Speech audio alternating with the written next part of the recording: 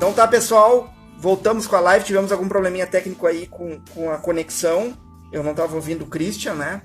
Mas vamos reiniciar então a live no ponto que a gente parou, que o Christian estava falando sobre a questão das pestes, né? Da peste negra do século XIV, da gripe espanhola do século XX, da crise econômica de 29, e fazendo essa analogia das três crises históricas com essa que nós estamos passando agora, né? Então vamos chamar novamente o Christian para ver se agora não teremos mais problemas com a nossa internet. Christian. Oi, Christian, de volta. Opa. Me ouve bem? Ouço bem. Opa, beleza. Christian, então tu estava transcorrendo aí, fazendo a tua análise em cima das três crises aí, da peste negra, que tu já havia dito, a questão da gripe espanhola e da crise de 29 com o corona, né? Por favor. Isso. A peste negra durou cerca de 10 anos. Ela matou muita gente num longo período de tempo. Tá? A gripe espanhola, ela durou cerca de 2 anos. O corona, a gente está recém no começo, a gente está com 6 meses dessa epidemia pelo vírus, né? Então, assim, mas a velocidade do nosso transporte moderno, para mim, foi determinante para que ele se disseminasse cada vez mais. Quem viu aquele filme Planeta dos Macacos agora, recentemente, no final, tem um piloto que dá um espirro, cai um pouco de sangue no chão, ele pega o seu avião e começam a sair as rotas, né? Foi exatamente isso que aconteceu na velocidade do avião. Então, qual é se a gente tem essa desvantagem em relação à velocidade, a gente tem a vantagem da comunicação, né? O centro de pesquisa do mundo pode se comunicar muito mais rápido, trocar informações. A comunicação está muito mais rápida que o vetor industrial, por exemplo. A gente vê que, por exemplo, há uma demanda de produtos da China, produtos de saúde, que vai demorar tem ainda uma janela para ser preenchida, né? Mas que a comunicação entre o centro de pesquisa, hoje saiu uma notícia do centro de pesquisa israelense que talvez tenha uma vacina em teste em curto prazo. Então a gente tem essa velocidade em relação ao...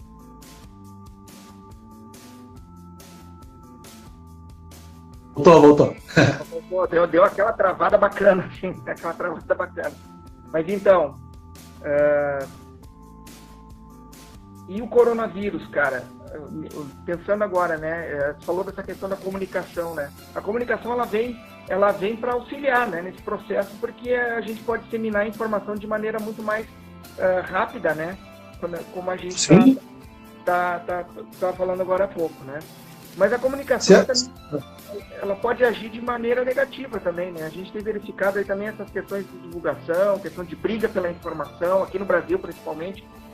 E aí eu trago os dados de hoje à tarde. O Ministério da Saúde divulgou que nós estamos com um pouco mais de 359, se eu não me engano é o número exato, de óbitos e 9 mil e poucos infectados. Mas, sinceramente, eu acho que essa informação ela não transmite a realidade. Eu creio que tem muito mais infectados que 9 mil em todo o país, né? Se a gente levar em consideração os assintomáticos, aqueles que estão com sintomas leves, que não chegam a fazer os testes, que são mandados para casa, para ficar em casa, para se tratar, enfim. Eu chuto, inclusive, Christian, assim, de forma empírica, sem nenhum estudo, nenhum embasamento, mas eu acho que nós temos aí, se eles divulgam 9 mil, a gente pode trabalhar aí com 5 vezes mais de infectados, podemos pensar aí na faixa dos seus 50 mil infectados no Brasil. E o número de mortes também, tem muita gente que é considerada a causa mortes uma insuficiência respiratória, uma pneumonia, outro problema das vias aéreas, né? Então eu acho que tem mais mortos do que os 359 e tem bem mais infectados, né? Não sei qual é a tua opinião sobre isso. Eu acho que infectados tem muito mais ainda pela questão dos testes, né? A gente não tem estrutura de testes ainda para chegar. E anteontem deu um problema com 25% dos testes que uma determinada fábrica da China apresentou de falso negativo, né? Então, falso negativo, qual é a questão do falso negativo? O teste dá negativo, mas tu tá com o vírus. Esse é o problema do falso negativo, né? Então, mas assim, a questão dos óbitos, eu penso que não é tão grande assim, além do que a gente tem. Porque assim, ó, pensando como os gestores de saúde, eu só vou divulgar aquilo realmente que eu tenho certeza, eu confio ainda nessa questão ética do pessoal da medicina, né? A questão que se dá de uso político disso é outra coisa, né? Como os governantes se comportam, tendo esses dados ou não, o uso político que fazem é outra coisa. Mas assim, pelo que eu tenho acompanhado dia a dia, infelizmente a curva Brasil está bastante acentuada, né? Sim. Porque assim, a gente pensa que são poucos casos por dia. Não, é que é juro sobre juro. Sim. Né? Os 30 que entraram ontem não abriram a vaga para os novos 40 de hoje. Eles permanecem e vão permanecendo ao longo do tempo. É esse o grande problema do corona. E até se fala, Christian, que o tratamento do corona é um tratamento demorado no hospital. Então a pessoa fica internada durante um bom tempo. Não é, vou ficar 2, 3 dias só e vou embora para minha casa. Fica não. o período de 15 dias, às vezes até mais, internado no hospital. Então é um leito que está preso ao longo de um período de no mínimo 2 semanas, né? Eu tenho um amigo nosso em comum aí, que é melhor a gente não falar o nome, né? Mas que ele ficou mais de 15 dias hospitalizado e tá, graças a Deus, recuperou, tá bem agora. Talvez saia agora na primeira semana que vem. E é esse período de internação que satura o sistema de saúde, né? Então, assim, eu acredito na boa execução da saúde do ministro Mandetta, antes que me pergunte, né? Eu acho que ele está fazendo um trabalho consciente e está fazendo aquilo que ele tem de melhor para o momento, com as ferramentas que ele tem. Eu acho que se chegar...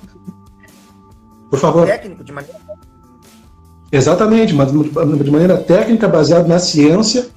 E assim, se a gente tem alguma sorte aqui no Novo Mundo, seja os Estados Unidos ou o Brasil e outros, é que a gente viu como isso se comportou lá fora antes. A gente não é a primeira carga, não é a primeira onda. Então a gente pode e deve utilizar desse conhecimento que aconteceu lá para minimizar nossas perdas aqui. Tanto perda de vida quanto perda econômica, que é outro fator que a gente pode falar depois. Exatamente. Christian, voltando para a questão histórica, tá? A gente Sim. teve outras crises sanitárias e episódios com grande mortalidade, guerras, por exemplo, né?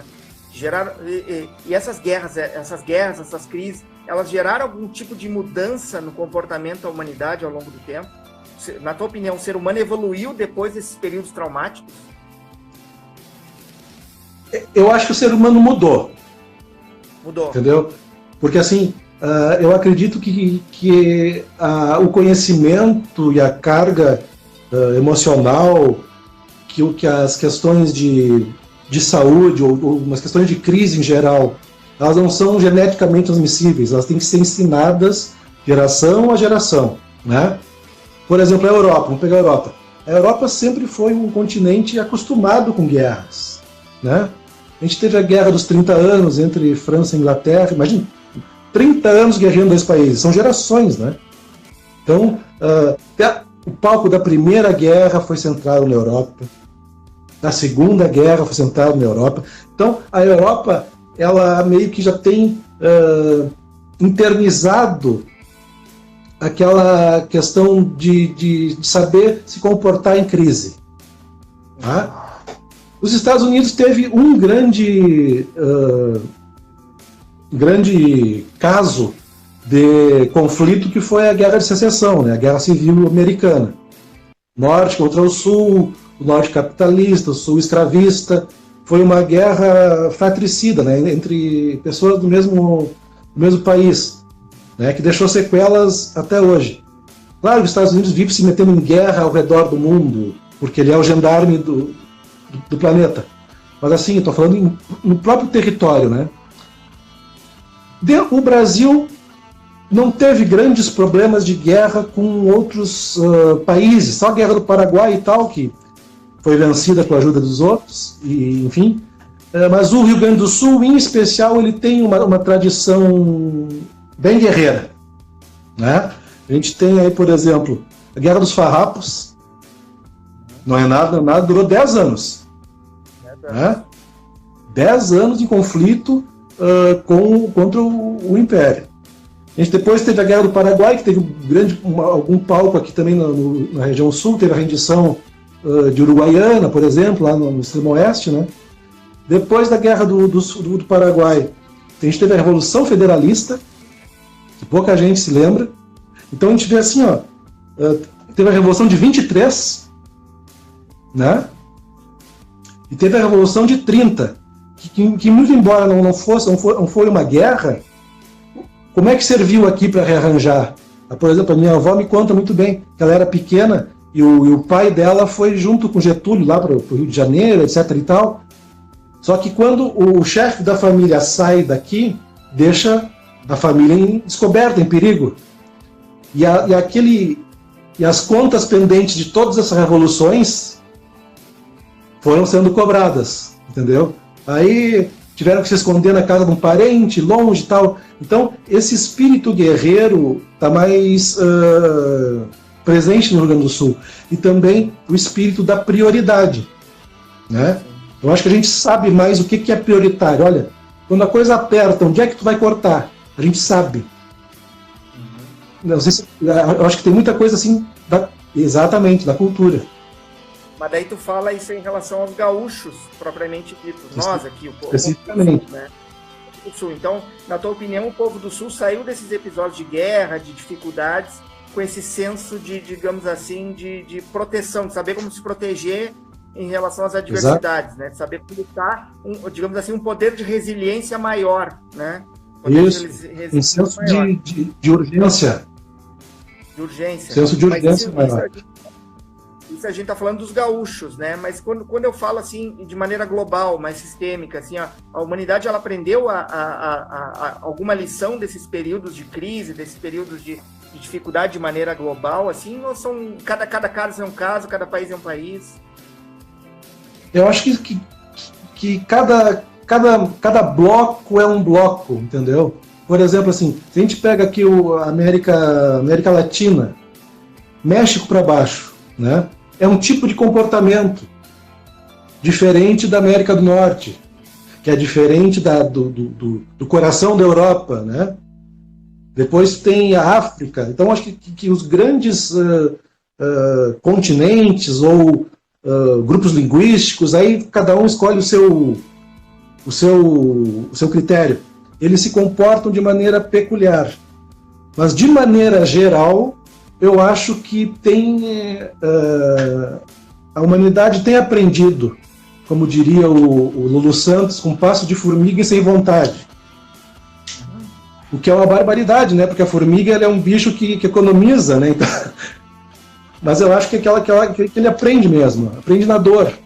E esse sentimento que hoje a gente tem de clã, que renasceu agora com 30 dias, é muito, muito importante que se observe isso. Porque assim, ó, a coisa apertou. E aí tu vê assim, o que importa para mim? Importa que eu esteja bem, eu possa dar apoio para o meu pai, para o meu filho, para minha mãe. Então tu fecha o teu clã instintivamente. E isso é uma coisa que eu acho que... Na tua opinião, exato. Aproximando as pessoas? Eu acho que por aí, sim. Eu acho que é por aí. Christian, dessas crises mundiais, tivemos algumas lideranças, alguns líderes, né? A gente está falando aí da história, né? De grandes lideranças que conduziram seus países, ou enfim, né? Nesse período. Se tu tivesse que destacar alguns líderes dessas crises, desses períodos aí de dificuldades que a humanidade passou, quem tu destacaria e o que a gente pode aprender com eles? Eles tinham perfis semelhantes? Essa é uma pergunta complicada, né? Complicada. Porque assim, ó, se tu for pegar a Segunda Guerra, né?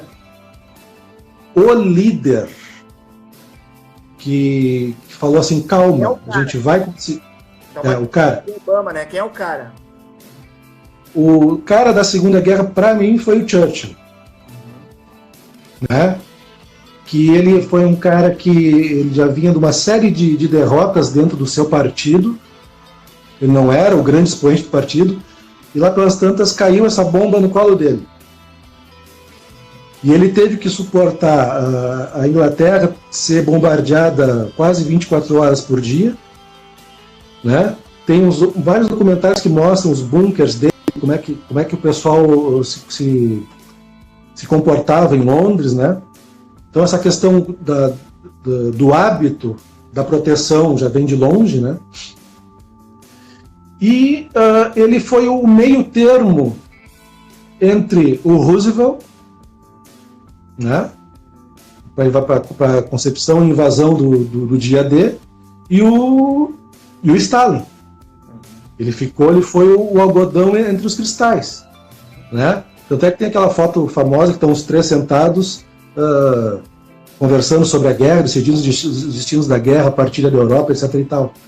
Então eu acho que ele foi o grande vencedor naquele momento. Nesse momento, ele como grande vencedor daquele momento, por ele ter esse poder, digamos assim, como tu mesmo falou, de algodão entre os cristais, ser tipo um cara que sabia jogar o jogo, ser diplomático, articular bem. Essa seria a principal característica que tornou ele esse expoente da Segunda Guerra? Eu acho que sim, porque assim, Nelson, trazendo para a nossa realidade hoje, a gente não governa com os radicais, né? A gente pode ser eleito com a ajuda de radicais, seja de direita, seja de esquerda. Lula foi eleito com a ajuda de radicais de esquerda, né? Bolsonaro foi eleito com a ajuda de radicais de direita. A gente não pode governar tendo a cartilha radical como norte. Essa que é a questão. Então o Churchill ele sabia disso. Ele não poderia pender nem muito para um lado, nem para outro. Ele teve que saber administrar isso. E a política é fazer escolhas, né? Sim, sim. Quem, na tua opinião, pode ser o Churchill dessa crise do Covid-19? Olha, porque aí é complicado, assim,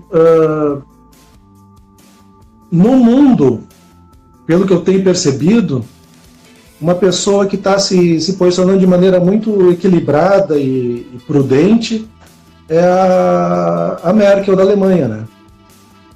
A Alemanha vira e mexe, ela é como se fosse assim, ó, no futebol, quando a jogada aperta, tu larga naquele cara que tu sabe que vai resolver, né? Larga a bola nele.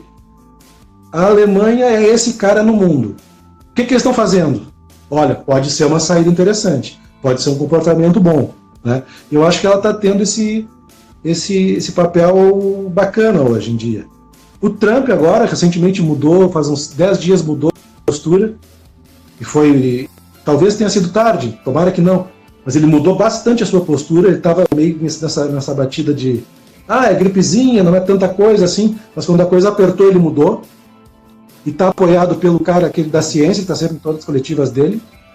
Então é um cara que as evidências podem dobrar o discurso dele. Infelizmente aqui no Brasil não está funcionando assim, né? É verdade. Essa crise ela vai mexer na geopolítica mundial, na tua opinião? Vamos ter mudança no tabuleiro, aí, ordem de poder, enfim. Tu acha que a gente sai dessa crise com um novo cenário geopolítico mundial? Olha, eu acho que tem várias fichas caindo, né? O capitalismo, durante muito tempo, ele resolveu terceirizar para a China a sua produção, porque o custo de mão de obra seria menor. E lá foi feito de tudo, desde cordão de tênis até os maiores computadores do mundo, passando por vacinas, tudo passou pela China. Essa ficha de colocar a China como grande produtor e estoque do mundo, isso vai mudar. Estrategicamente não é interessante para os países ficarem dependentes de um único fornecedor. Eu acho que isso vai mudar. Mesmo sendo a China um país de dimensões enormes, com mais de 1 bilhão de pessoas, com todo esse território imenso e essa quantidade absurda de pessoas morando lá e potencial econômico absurdo também. Tu acredita que a China deve perder força no cenário político mundial?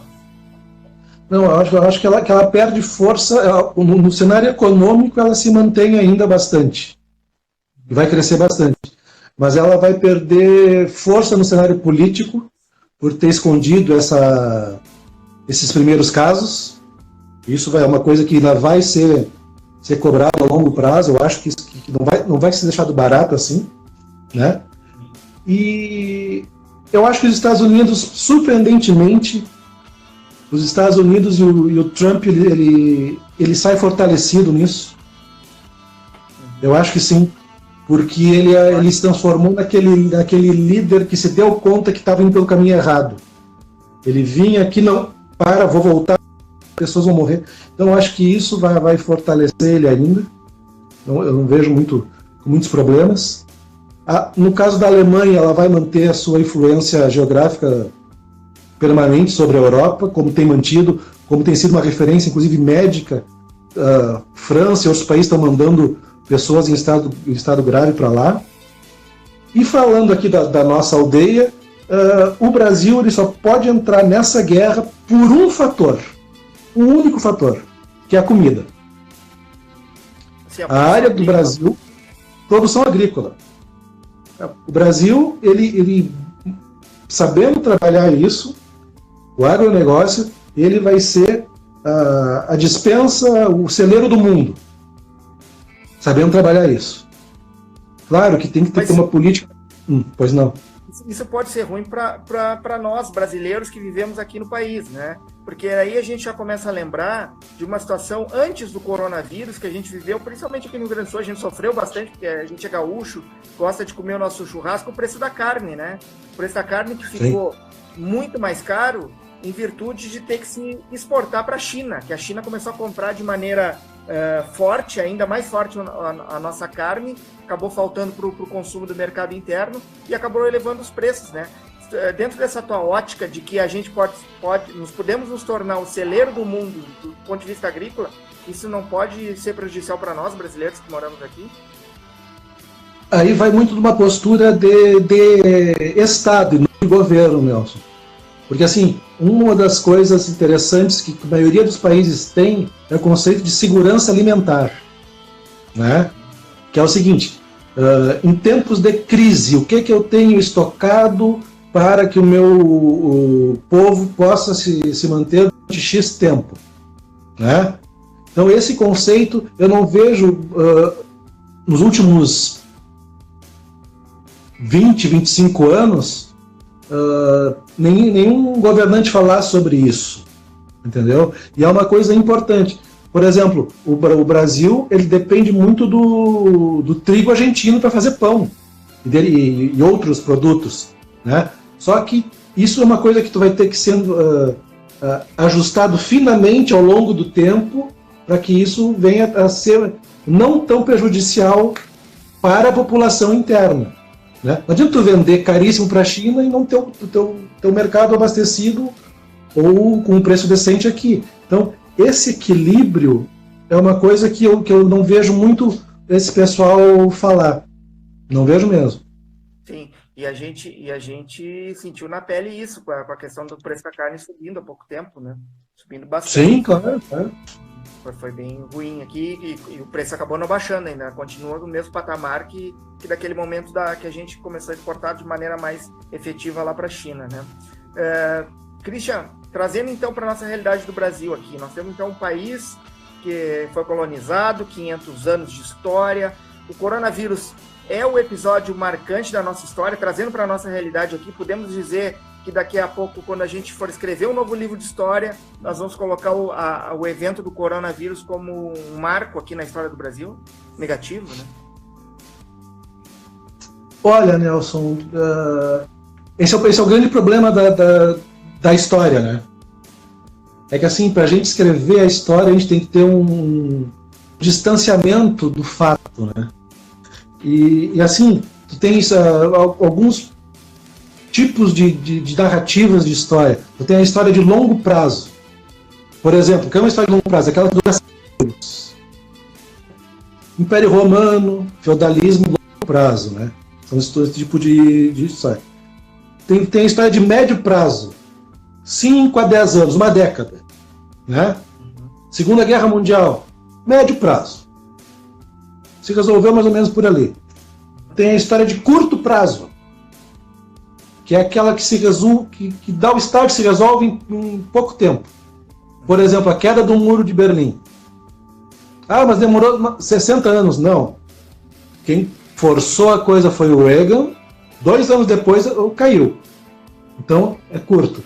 E o que a gente vive hoje, assim como o 11 de setembro, são o que alguns historiadores chamam de história instantânea. Que tu está presente no momento que a história está sendo feita e tu tem exatamente noção que aquilo vai ser histórico, já é histórico. Né? E o grande problema do historiador é esse. É tu, sabendo como a história se comporta, que ela está sendo feita agora, a gente está vivendo um momento histórico. Faz 4, 5 meses. E vai viver mais durante os próximos mais 5 meses. O mundo parou, como né? É que isso... O mundo parou. O mundo parou. O mundo parou. Exatamente. O mundo parou. É? E nunca aconteceu, acho que tu é o historiador aqui do nosso bate-papo, mas eu acho que isso nunca aconteceu na história da humanidade, parar de economicamente a Terra, o planeta, né?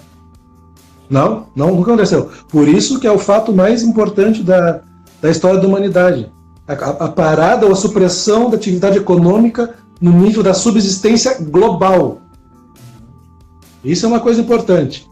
Né? Porque o que as pessoas estão pedindo para abrir os comércios? Não é porque elas querem vender, atender bem, simplesmente elas estão preocupadas com a subsistência, e é justo que se preocupem com isso. Só que todo mundo está assim igual. Por isso que ele esse período é um momento muito crítico para ser emitida qualquer opinião agora. Eu acho que tem que esperar essa curva baixar, ver o saldo disso, mas assim, ir acompanhando dia a dia, e marcando e anotando as posições das pessoas que jogaram a favor, das pessoas que jogaram contra, e por quais interesses elas se comportaram dessa maneira. Sim, sim. Falaste agora há pouco que o pessoal do comércio está preocupado não em abrir e atender seus clientes, mas preocupado com a questão da subsistência.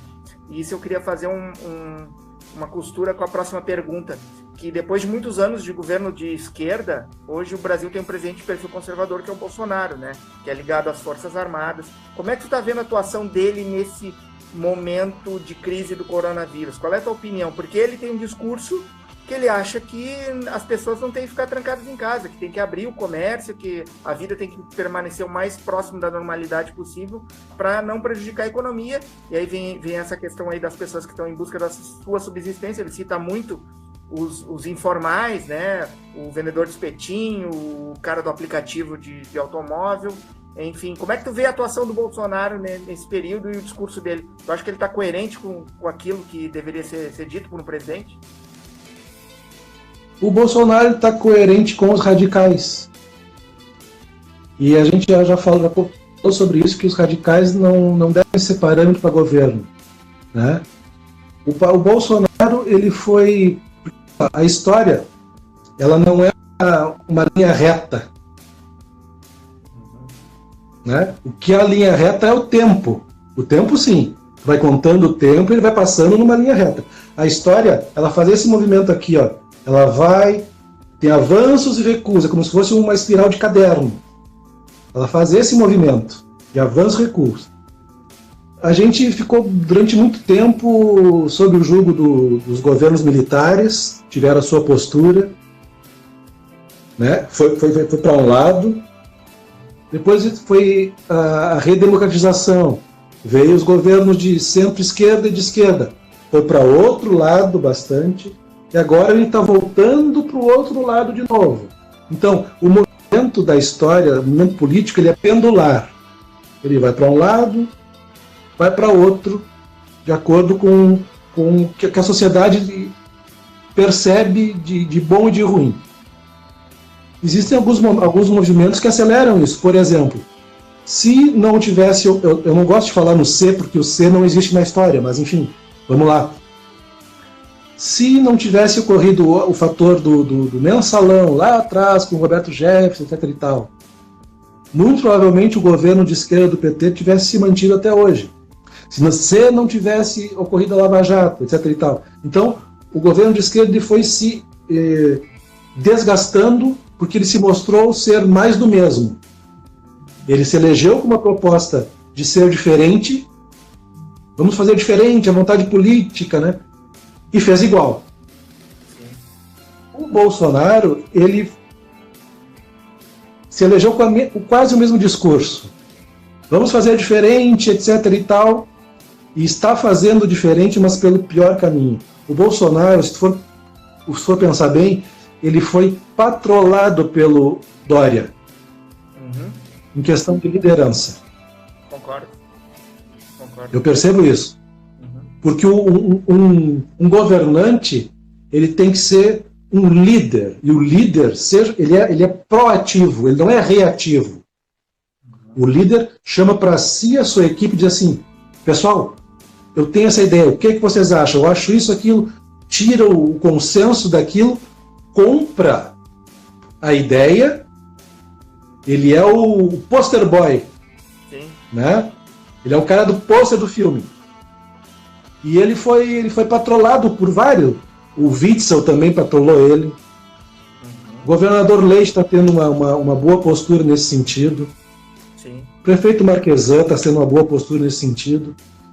Ele está apanhando dos prefeitos e dos governadores. Ele está apanhando dos prefeitos e dos governadores. E do seu ministro da Saúde.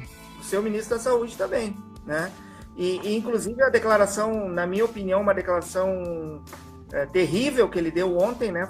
Ele lavando roupa suja para o ministro numa cadeia nacional, né? Aquilo ali... Desnecessário. É desnecessário. Não é postura de presidente da República, né? Tu tem algum problema com qualquer pessoa da tua equipe, tu vai discutir isso a portas fechadas no gabinete. Não vai ser numa entrevista como rede nacional, né? Uma chefe minha me falou o seguinte uma vez: tu elogia em público e critica em privado. Exatamente. Ele fez o contrário. Então, assim, eu vejo que o Bolsonaro... Christian, numa situação normal de temperatura e pressão, o ministro já tinha entregado sua carta de demissão. O Mandetta já teria dito, já que tu não gosta de mim, não gosta do meu trabalho, então muito obrigado, tá aqui, tchau e benção. Só que o Mandetta, num gesto... A gente até percebe que pode haver um sentido político também nas ações do Mandetta, não vamos negar isso. Que o Mandetta está vendo que ele está ganhando visibilidade nessa questão, mas pelo menos ele está agindo como se deve agir o ministro da Saúde nesse momento. E numa situação como essa do Bolsonaro te queimar em público, te fritar em público, como ele fez ontem em cadeia nacional, o ministro hoje, naturalmente, se fosse uma situação normal, teria entregado a carta de demissão, mas ele não fez isso. Então acho que ele está saindo ainda mais fortalecido nesse processo. Não sei o que tu acha. O Bolsonaro ele já vem com uma trajetória de uma bobagem por dia, na média. E ele está jogando para a torcida... A mídia adora isso. Jornalistas fazem a festa com isso. Claro, e ele está jogando para os radicais da direita. Então, para claque, em última instância. Ele perdeu a oportunidade histórica de se consagrar como um líder da direita, conservador, ou o que seja. O Trump não perdeu a oportunidade. Olha o comportamento do Trump. Ele vinha mais ou menos, sei o que, parará, e ele viu a oportunidade, se agarrou nela. Assim como podemos dizer que o Dória fez o mesmo, mas o fato é que mudou a postura e está passando a impressão para a população que está tomando conta do seu povo. O Trump nos Estados Unidos, o Dória em São Paulo, cada um tomando conta do seu clã, como a gente falou há pouco. Sim. Já o Bolsonaro não, o Bolsonaro quer briga com todo mundo, briga com a mídia, briga com os governadores, briga com os políticos, né? É impressionante, né? Christian, se daqui a algum tempo passou coronavírus, a gente já saiu dessa crise, tudo voltou praticamente ao normal, e daí o Christian Ordock é convidado por uma grande editora do Brasil para escrever a história recente do Brasil. Christian, escreve aí a história dos últimos, 20, 30 anos do Brasil. Como é que tu escreveria os tempos de esquerda, de PT e a era Bolsonaro? Como é que tu escreveria? Olha, os tempos de PT, assim, porque no meu tempo de faculdade, lá pelos anos 90, todo mundo era petista, né? Todo mundo gostava do PT, tinha estrelinha. E eu participei de campanha para o governador, campanha para... Também. para prefeito, como presidente de partido, etc. e tal, então a gente consegue saber como é que esse pessoal se comporta lá dentro, a portas fechadas. E lá em 93 eu tive uma decepção mega e resolvi abandonar esse lado do espectro político. Em 93 eu já sabia mais ou menos como ia se comportar, mas não tanto como se manifestou hoje em dia. Eu acho que para a maioria das pessoas que acreditou nesse projeto de mudança do PT, o PT foi uma decepção. Sabe? Assim, eu acho muito pouco coerente que a pessoa ela pode até ter uma ideologia de esquerda ou uma ideologia de direita, mas que não seja personificada em pessoas ou em partidos. Tem que ser personificada, tem que ser aglutinada em ideias, em ideais. O que eu penso para a sociedade que deve ser melhor? Eu penso que tem que ter uma renda mínima, etc. e tal. Não, eu penso que tem que ser a livre concorrência. Então tu vai gravitando por isso e vai tendo teu posicionamento político. Em determinado momento vai ser o PT que vai representar isso para alguém, ou outros partidos da esquerda, e nesse momento agora foi eleito Bolsonaro representando um determinado outro espectro político. Beleza. O problema é o petismo e o bolsonarismo, que aí vira uma seita onde o partido não erra, o líder não erra, quem critica é contra, é uma questão quase de uma religião fundamentalista, sabe? Tu tem o líder, olha só como a coisa é. O que precisa para ter uma religião fundamentalista? Tem que ter um líder, tu tem. Tu tem que ter um livro sagrado, tu tem, que geralmente é o programa do partido, que o cara que vai te vender. Tu tem que ter local de culto para as coisas, tu tem, são as assembleias, os comícios, diretórios, então vira uma seita, né? E não se admite que tenham diferentes posturas políticas sem tu ser taxado de comunista ou de fascista, sabe? Pra mim, carimbou, perdeu, cara. Sim. Eu tô no outro nível da parada. Então, mas a massa... Então a gente pode dizer, Christian, que nos anos de PT e agora na era Bolsonaro, a gente está vivendo aí períodos de fundamentalismo político. Fundamentalismo político. É isso aí. Sim. Eu sei o que é o melhor para vocês. Os dois lados dizem a mesma coisa. O meu líder é melhor que o teu. Os dois dizem a mesma coisa. Quem não concorda comigo é o herege. Os dois dizem a mesma coisa. O bolsonarismo e o petismo só troca o sinal. Uma direita até a esquerda, o comportamento é o mesmo. Sim. E quem sai perdendo é o brasileiro, é o povo, né? Como sempre, é o povo que estoura no nosso, né? Estoura no nosso. Porque... E tu sabe por que sai perdendo, cara?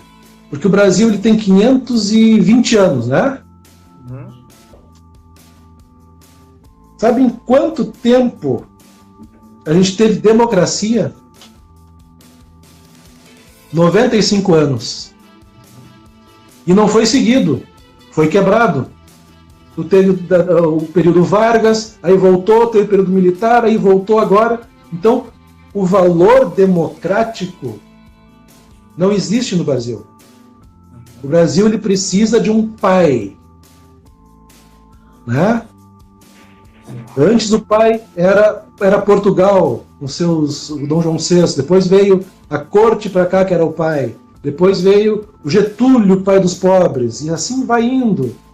E a gente não precisa de pai, a gente precisa de tradição democrática. Porque tradição democrática, Nelson, não é tu fazer eleições. Eleição é a manifestação do que vem de baixo. O que vem de baixo? É o debate com respeito, etc. e tal, argumento, contra-argumento. E a gente não está nessa fase, a gente está na fase da ofensa. Sim. Isso é muito complicado e a gente pode até olhar para o nosso lado e também ver uma situação muito parecida na América Latina, né? Tu falaste agora da questão dos pais, eu começo a pensar em outros países que tiveram seus pais também, né? Venezuela, sim. Bolívia, né? Argentina, o peronismo na Argentina até hoje. Peron, Evita, hoje é a rainha, a deusa, né? Então a gente começa a olhar para o nosso lado aqui, para os países da volta e ver que isso aí é um problema que não é só nosso, que é um problema na América Latina, né? E não que isso vá nos confortar, muito pelo contrário, a gente dá para ver que o problema ele é muito mais endêmico, né? Do que aqui é nosso quintal, né? Mas como sair disso, Christian? Na tua opinião, como sair desse processo polarizado, dessa grenalização, bolsonarismo, petismo? Nós vamos ter uma eleição daqui a alguns anos, 2022, se o Bolsonaro chegar até lá, né? Não sabe o que vai acontecer, né? Não sei se tu acredita na tese do impeachment, né? Mas vamos dizer que o Bolsonaro chega até 2022. Como é que a gente vai chegar nessa próxima eleição? Será que a gente pode ter esperança de surgir uma nova via que não seja esse radicalismo, esse fundamentalismo político? Acho que o Bolsonaro, ele acho que ele sobrevive até 22. Sobrevive com alguns problemas, mas sem grandes ameaças, que eu digo assim. Olha, ninguém vai chegar e vai cacifar. Não, vamos botar o impeachment contra esse maluco. Não, isso não vai rolar ainda. Talvez ele tente a reeleição, provavelmente, mas aí ele não pode migrar para o extremo, ele vai ter que migrar para o centro. Ele vai ter que trazer alguma...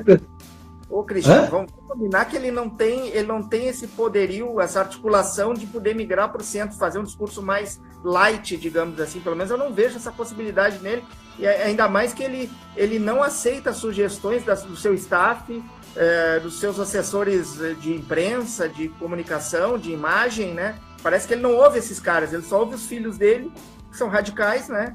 E que orientam ele da pior maneira possível, né? Não veja esse movimento do Bolsonaro para o centro. Tu acredita que isso pode acontecer?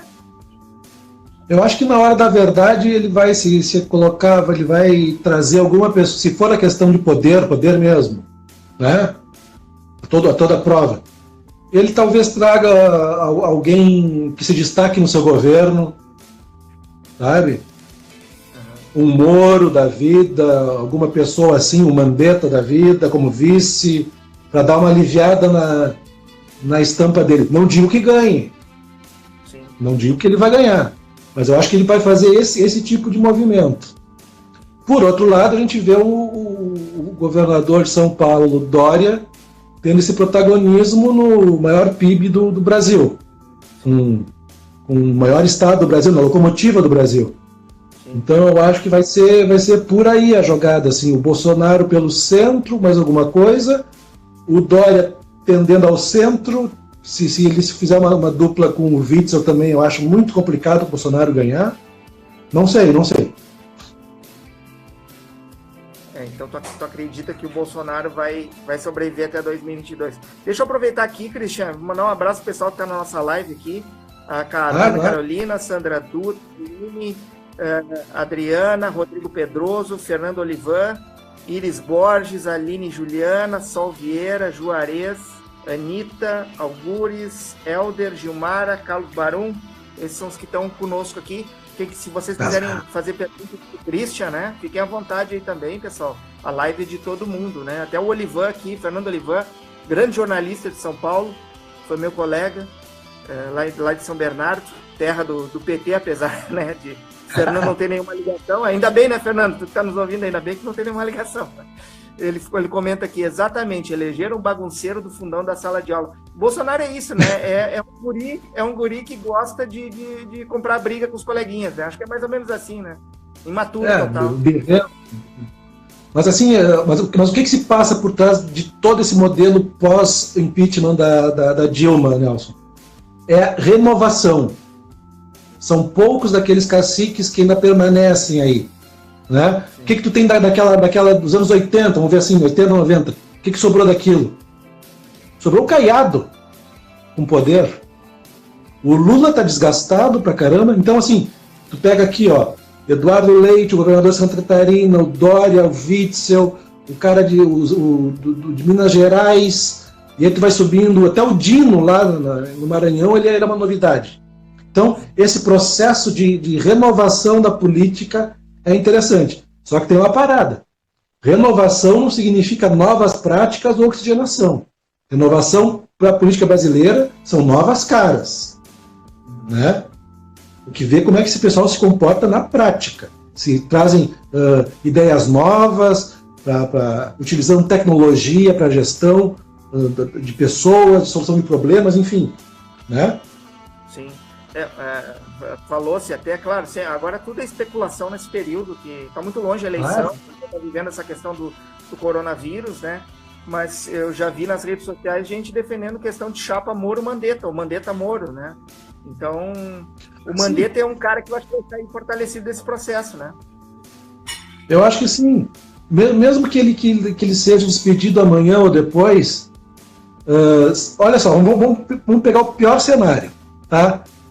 Bolsonaro demite Mandetta hoje à noite. A gente pode ter dois cenários. Vai melhorar sem ele ou vai piorar sem ele. Melhorou por causa que o Mandetta fez um bom trabalho. Sim. Piorou porque tirou o Mandetta que estava fazendo um bom trabalho. Bolsonaro está embretado. Ele está numa Bolsonaro ele tá refém do Mandetta e ele sabe disso. Exatamente. E o Mandetta pode ser um bom nome, então, para o próximo pleito aí, né? Com o Moro, enfim. E como é que você está vendo? Talvez, eu não sei qual é. Sim. Como é que vê o protagonismo, os movimentos aqui na nossa aldeia de Porto Alegre, Marquesã e do estado do Eduardo Leite? Como é que tu acha que eles estão se posicionando nesse período de coronavírus? Tu acha que as ações deles estão corretas? Eu acho que tá correto. Estão se guiando pela ciência, estão olhando para fora como é que as aldeias do mundo se comportaram, né? Acho que o governador poderia dar alguma espécie de isenção a mais para esse pessoal de MEI, alguma coisa em questão de aluguel. Bem na verdade, ele já deu uma esticada na conta da luz, que não vai ser cortada, etc. e tal. Beleza. O Marquesã podia fazer algo semelhante aqui com a água, dar um respiro para as pessoas, sabe? Talvez venha. Podia sim, Cristian, mexer assim, ó. Marquesã poderia mexer na questão do IPTU, né? A questão do IPTU foi um embate muito forte no ano passado. Ele queria reajustar, teve toda aquela discussão na Câmara de Vereadores. E ele poderia ter, nesse período de coronavírus, um movimento nobre, que daí eu acho que daria mais força política para ele, de dizer, olha pessoal, seguinte, ó, como teve essa crise do coronavírus, eu vou manter o IPTU no patamar do ano passado, antes dessas mudanças que eu previ. Daí já seria um movimento que ele poderia fazer, que seria um movimento bacana. Já o Eduardo Leite, eu acho que ele poderia rever a questão do IPVA, né, e a questão do ICMS, porque isso afeta o ICMS, afeta as empresas, e o IPVA é o bolso do cidadão, que tem seu automóvel ali. Ele poderia rever essas questões. Eu acho que são movimentos que ele poderia fazer, o Leite poderia fazer e o Marquesã poderia fazer nesse momento, que seriam mais efetivos, né? Nelson, talvez eles façam, porque assim, o que eu vejo, o Leite ele está sendo muito estratégico. Ele vai prorrogando esses decretos por 15 dias, né? Pelo que eu estou sentindo, essa questão da pandemia não vai passar nos próximos 90 dias. Só que um governante ele não pode dizer assim, vou parar por 90 dias. Ele tem que ir aos poucos, até para ver se de repente acontece uma melhora, para que sejam liberados novos setores de produtividade, né? Mas assim, de maneira geral, eu vejo que também no Rio Grande do Sul há esse movimento de renovação. Tu vê a questão do governo do estado, veio uma pessoa do interior, que vira e mexe veio alguém do interior governar o estado, né? Teve o Rigoto, teve o Sartori, o Eduardo Leite, então vira e mexe tem alguém do interior governando o estado. O Marquesã, queira ou não queira, é uma renovação, né? Os políticos tradicionais não estão aparecendo mais para a disputa da prefeitura de Porto Alegre, e também, se tu parar para pensar, em Caxias do Sul teve uma renovação, apesar que teve aqueles problemas de impeachment lá com aquele prefeito novo dele. Mas, então, há esse movimento de renovação na política brasileira e nacional. Brasileira e regional, perdão. Sim. Mas tu vê que eles estão conduzindo de maneira adequada esse período de crise do coronavírus, tu acha? Eu acho que sim. não estão se apavorando, estão se comunicando bem com a sociedade, utilizando Twitter, utilizando lives, utilizando os meios de comunicação tradicionais também. Eu acho que eles estão fazendo um bom enfrentamento. Vamos ver se isso vai permanecer. Eu acho que vai permanecer, sim. Porque é outra mentalidade, é outra vibe. É isso aí. É isso aí. Até aqui, ó, um abraço pro Felipe Pationi, empresário contábil, que está entrando na nossa live também. E o Fernando, lá de São Paulo, mandando mais um comentário para nós aqui, Christian. Se o Mandetta é capaz do Dória aproveitá-lo em seu governo de São Paulo, já pensando em 2022. Lembrando que o Dória tem o Meirelles na sua equipe lá do secretariado, né? O Meirelles é o secretário da Fazenda do governo de São Paulo. O Meirelles que foi candidato, para quem não se lembra, candidato a presidente da República pelo MDB. Então seria mais um cara de projeção nacional, o Mandetta, integrando o secretariado do Dória, né, Cristian? Mal ou bem, o PSDB foi um partido que se deu uma oxigenada. Tu tem o Dória, tu tem o Marquesan, tu tem o Eduardo Leite, tem mais algumas pessoas lá pelo Nordeste que eu estou sabendo, tem um rapaz muito interessante em Minas Gerais.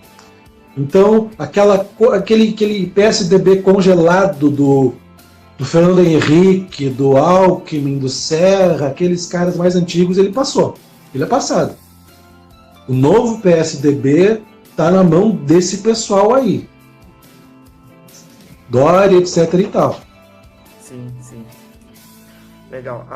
A Iris Borges aqui entra na nossa live para dizer que vamos ser cortados sem dó nem piedade pelo Instagram em instantes. Então, para a gente encaminhando o encerramento, Cristian, agradecendo, muito bacana te ter conosco aqui e fazer essa live contigo, para mim é um prazer.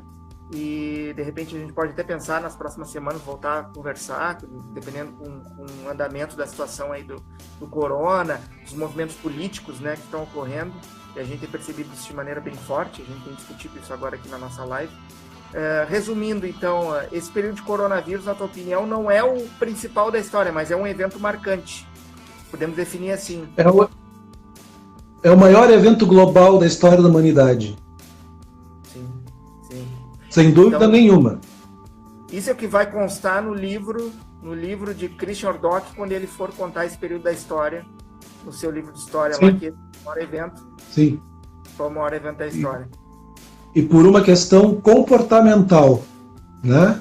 De preservação da espécie, de preservação das pessoas e daquelas pessoas que a gente gosta. Foi esse o comportamento de toda a humanidade, foi o mesmo comportamento. Vou me proteger e proteger os meus. Isso que é o recado final. Sim. Christian, mais uma vez, muito obrigado, cara. Foi muito bom bater um papo contigo. Ótimo, acho que o pessoal curtiu aí. E lembrando que eu vou colocar essa live à disposição depois no YouTube.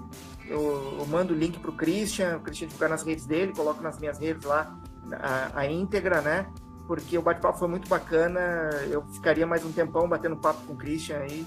Uma mente privilegiada, um prazer te ter contigo.